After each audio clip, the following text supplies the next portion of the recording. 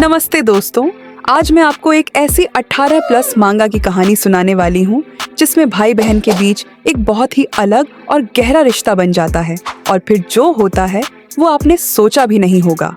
कहानी की शुरुआत होती है हमारे मुख्य किरदार से, जिसे हम अनमोल कहेंगे। बेचारा अनमोल न जाने क्यों फूट फूट कर रो रहा है। उसे इस तरह रोता देख उसकी सौतेली बहन, जिसे हम तन्नू कहेंगे, उसे चुप कराने आती है।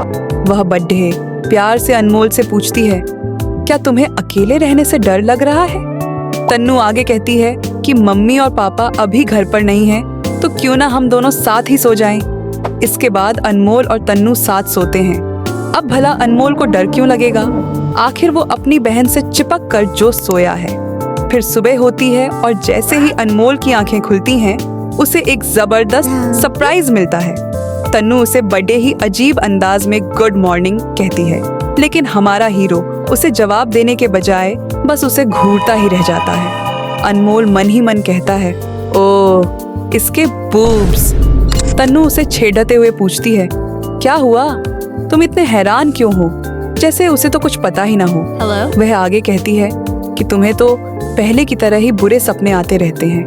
तभी अनमोल उसे बीच में ही टोक देता है और कहता है, अब तुम यहाँ से जल्दी बाहर जाओ। अनमोल समझ गया था कि तन्नू जानबूझकर उसे यह सब दिखा रही थी। बाहर जाने से पहले तन्नू बताती है कि मम्मी अभी कुछ समय तक घर वापस नहीं आएंगी।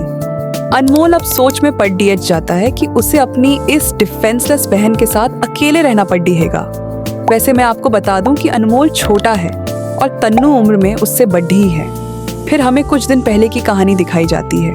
अनमोल के पापा बताते हैं कि वे और मम्मी एक बिजनेस ट्रिप पर बाहर जा रहे हैं। अनमोल हैरान होकर पूछता है, क्या?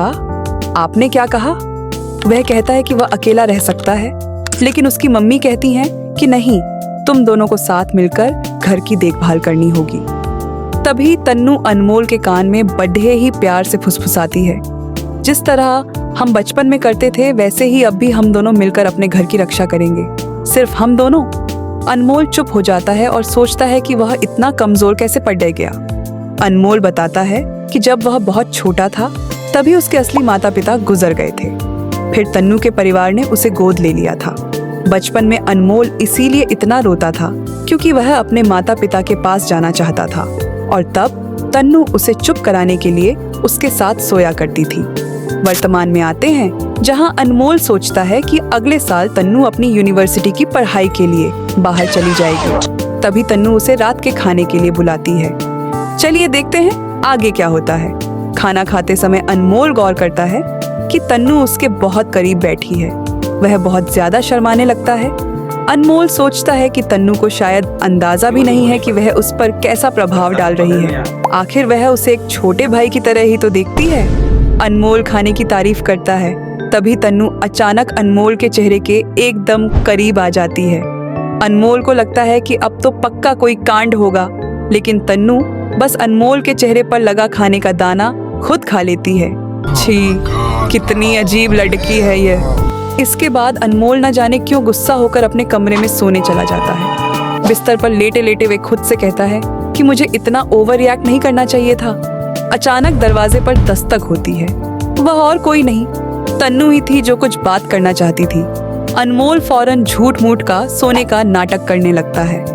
तन्नू कमरे में आती है और धीरे से कहती है, सॉरी।